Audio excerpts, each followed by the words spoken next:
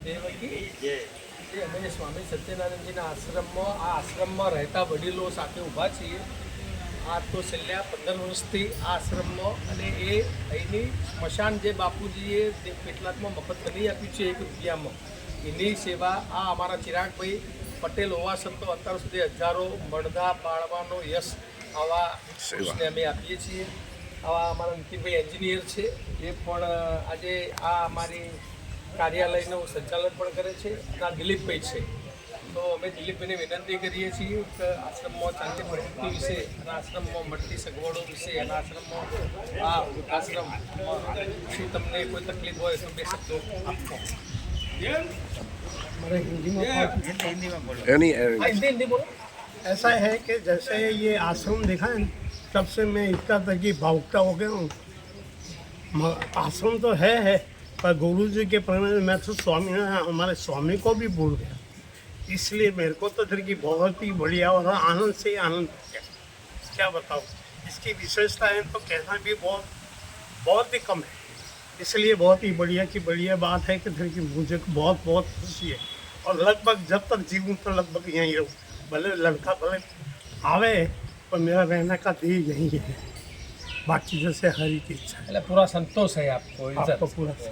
ये वृद्धाश्रम नहीं है, ये वृद्धाश्रम के साथ प्रेम ये महाराज का प्रेम का भी एक आश्रम है. महाराज सबको इतना दिल से खिलाते हैं कि जो वो खाते हैं वो सब अपने साथियों को खिलाते हैं.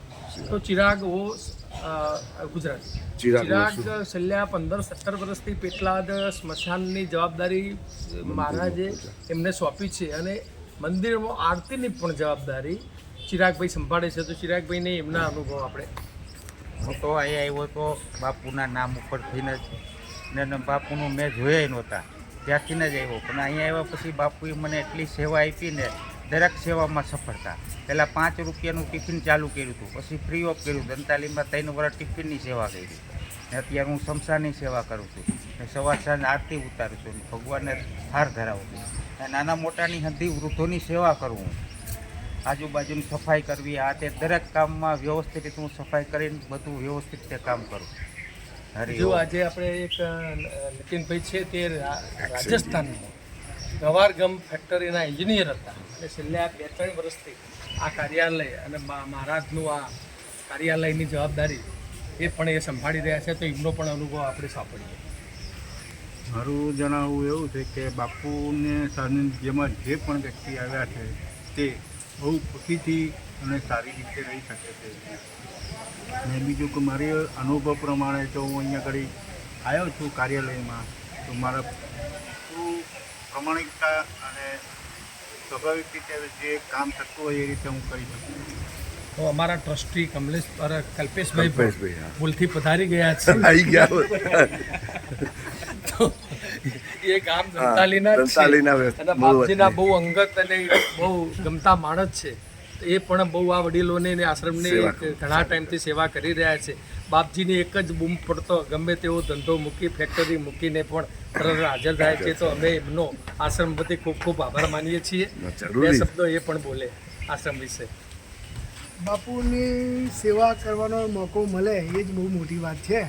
તો બી અમે મારી ઈચ્છા પ્રમાણનો સમય નથી આપી શકતા, પણ એવી ઈચ્છા છે કે રિટાયર્ડ થયા પછી અહીંયા જ સવારથી સાંજ ટાઈમ આપવો એવી ઈચ્છા છે. અને બાપુનાથી ઘણું શીખવાનું મળ્યું છે. જીવનની અંદર ઘણા એવા બધા પ્રસંગો એમની સાથે અમે ફર્યા એટલે જે અમારો આખો વિચાર બદલાઈ ગયો છે. પહેલાં જે વિચારતા હતા અને હવે જે વિચારસરણી છે એ બદલાઈ ગઈ છે. એટલે બાપુનો જ ખૂબ આભાર છે અમને અહીંયા આગળ સેવા કરવાનો મોકો આપ્યો. બોલો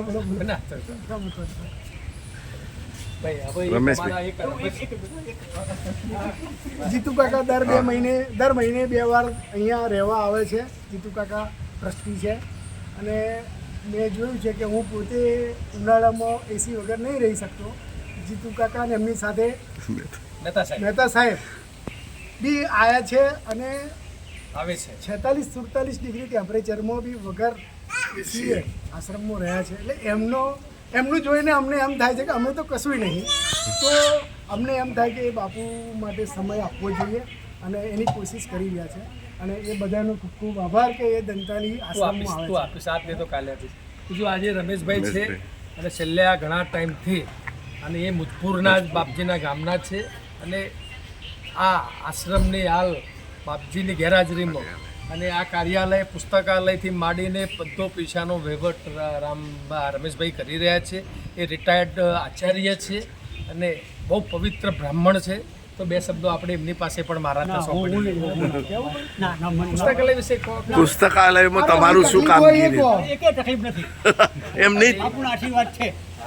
આઈયો આજે ગુજરાતમાં વાંચન ઝીરો થયું છે પણ અહીંથી દર મહિને 5 થી 10 લાખ રૂપિયાના પુસ્તકો સ્વામીજીનો આજે પણ વેચાઈ રહ્યા છે. એ સમાજ માટે મિરેકલ છે ને અમારા માટે પણ મિરેકલ છે કે આજે પણ સ્વામીજીને વચોવાળા આટલા મોબાઈલના યુગમાં પણ આટલા એમના પુસ્તકો વેચાય એ પણ એક અદ્ભુત એક અચરજ સમાજ માટે છે.